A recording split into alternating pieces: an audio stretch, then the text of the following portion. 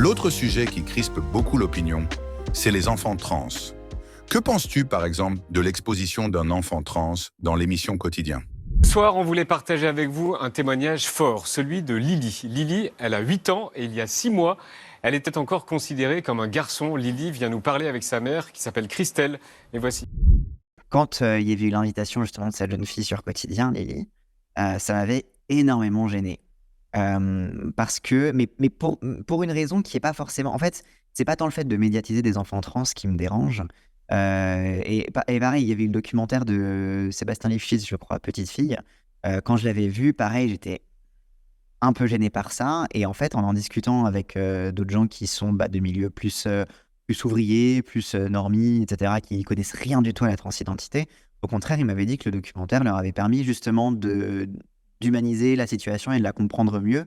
Donc, la forme du documentaire m'avait un peu plus convaincu. Mais en tout cas, la médiatisation de cette jeune fille sur Quotidien, elle m'avait gêné, mais pour une raison qui n'est pas forcément du fait de montrer les enfants trans, que moi, j'ai rien contre, parce qu'au contraire, ça peut humaniser et ça peut aussi démystifier la transition. Parce que quand on parle des enfants trans, on commence à dire « Ah, ils vont faire une vaginoplastie sur un gamin de 8 ans ». Non, on fait ça que sur les enfants intersexes, ça s'appelle de la mutilation et on se bat contre.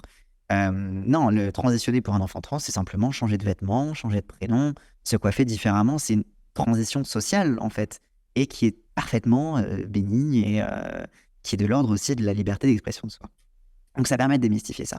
Non, moi, ce qui m'avait gêné, c'est que, comme ce sont des enfants, et ça, bon, c'est un truc qui est malheureusement automatique quand on parle même de droits des enfants en règle générale, c'est des enfants qui, du coup, s'expriment peut-être un petit peu moins bien, et généralement qui sont avec leurs parents.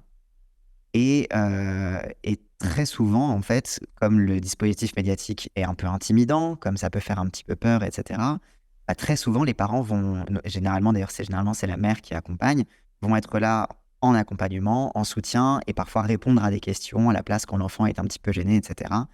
Et en fait, ce qui me gêne, c'est que notamment quand Lily était passée sur Quotidien, c'était quelque chose aussi qui avait été dit sur le documentaire Petite fille, des personnes qui avaient accusé la mère de projeter son propre désir d'être connue ou son propre désir narcissique sur son enfant. Donc en fait, moi, c'est plutôt sur le fait qu'en étant des enfants, comme ils sont sous l'autorité parentale, c'est très facile d'utiliser la difficulté que l'enfant peut avoir à s'exprimer sur le plateau télé pour le retourner en disant « Vous voyez, c'est la preuve que c'est un narcissisme des parents ». Donc ça, c'est... Mais encore une fois, c'est un truc qui est forcément Encore une fois, dans le documentaire Petite fille, il y avait aussi souvent ça, très souvent. Notamment, il y a un passage où on voit l'enfant qui est en consultation, en consultation sur son genre dans un hôpital à Paris, je crois. Oui, c'est ça. Et donc, on voit uniquement la partie de la consultation où la mère est présente, parce qu'il y a une autre partie où la mère n'est pas présente, elle quitte la salle, etc. Mais forcément, les caméras ne pouvaient être là que aussi en présence de la mère.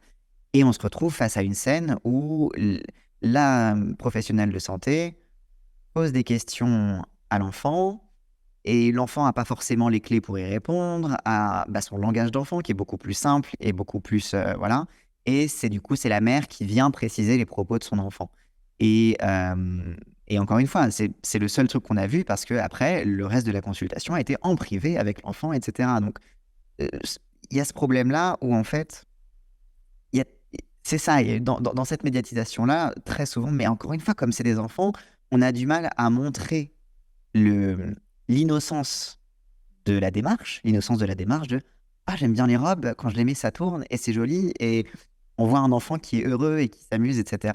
Et très, très vite, ça va beaucoup tourner autour des parents et autour de trucs beaucoup plus... qui prêtent beaucoup plus, on va dire, à la manipulation, on va dire. Mais sinon, non, je suis totalement favorable à la médiatisation. Alors évidemment, on ne va pas faire une campagne de médiatisation des enfants trans, mais simplement, encore une fois, pour développer cette empathie et démystifier ce que ça veut dire la transition et arrêter de dire ils vont couper la bite de vos enfants, quoi. Ça n'a aucun sens. Au final, comment penser et aborder l'exposition des personnes trans à la télévision ?